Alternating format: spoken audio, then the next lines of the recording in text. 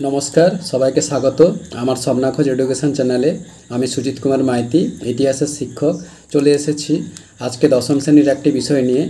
आजकेर विषय गांधी आम्बेडकर बितर्क। भिडियोटी भालो लागले लाइक कमेंट शेयर और सबस्क्राइब करे राखबेन और पाशेर नोटिफिकेशन बोतामटी सक्रिय करे पाशे थाकबेन जाते एई रकम नतून नतून क्लास भिडियो सबार आगे आपनार काछे पौঁছে जेते पारे।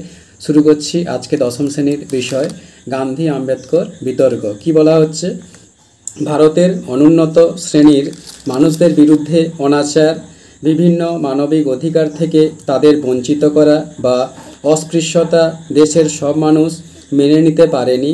एर बिरुद्धे बारंबार प्रतिबाद उठेছে এবং 1880 থেকে 1890 এর মধ্যে বেশ কিছু সমাজ সংস্কারক গোষ্ঠী अस्पृश्यता মোকাবিলায় কার্যকরী পদক্ষেপ গ্রহণের দাবিতে এগিয়ে এসেছে। এবার বলা হচ্ছে গান্ধী আম্বেদকর বিতর্ক।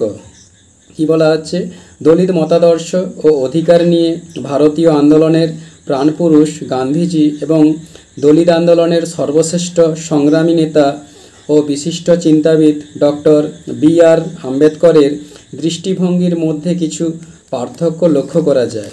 এবার বলা হচ্ছে আম্বেদকরের মনোভাব। কি বলা হচ্ছে ডক্টর আম্বেদকর নিজে দলিত সম্প্রদায়ের মানুষ এবং নানাভাবে অনাচারের শিকার। তিনি দলিত সম্প্রদায়কে পূর্ণ অধিকার ও মর্যাদায় প্রতিষ্ঠিত করতে চেয়েছিলেন। তিনি বিশ্বাস করতেন যে হিন্দু সমাজে প্রচলিত বর্ণাশ্রম প্রথাই দলিত সমাজের ওপর সকল অনাচার ও অস্পৃশ্যতার কারণ।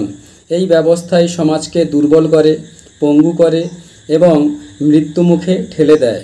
এরপর গান্ধীজির মনোভাব। কি বলা হচ্ছে অপরপক্ষে গান্ধীজি ছিলেন বর্ণাশ্রম ব্যবস্থার সমর্থক এবং প্রবল অস্পৃশ্যতা বিরোধী। তার কাছে দলিতরা ছিল হরিজন বা ঈশ্বরের সন্তান। তিনিও দলিত সম্প্রদায়কে পূর্ণ অধিকারে প্রতিষ্ঠিত করতে সচেষ্ট ছিলেন।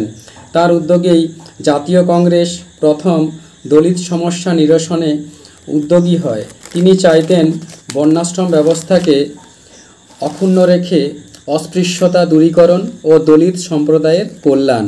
এরপর বলা হচ্ছে আম্বেদকরের উক্তি। 1931 সালের 14 আগস্ট গান্ধী আম্বেদকর সাক্ষাৎকারে ডক্টর আম্বেদকর তাকে বলেন যে আমার বিশ্বাস অস্পৃশ্যতা বর্ণাশ্রম ধর্মে অবশ্যম্ভাবী পরিণতি।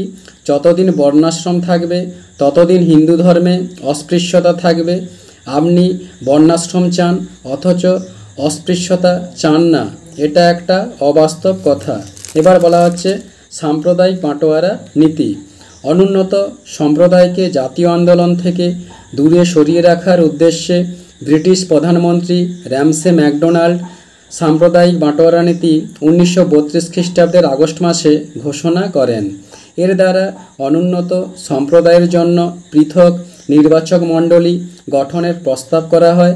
এই প্রস্তাব কার্যকরী হলে হিন্দু সম্প্রদায়ের মধ্যে বিভেদ তৈরি হতো এবং অনুন্নত সম্প্রদায় বর্ণ হিন্দুদের থেকে বিচ্ছিন্ন হয়ে যেত। এবার বলা হচ্ছে পুনা চুক্তি। গান্ধীজি এই নীতির তীব্র বিরোধিতা করেন এবং এর প্রতিবাদে 20 সেপ্টেম্বর থেকে অনশন শুরু করেন। এ সময় তফসিলি নেতা ডক্টর আম্বেদকর তাঁর সঙ্গে আলোচনা শুরু করেন এবং 25 সেপ্টেম্বর পুনা চুক্তি স্বাক্ষর করেন।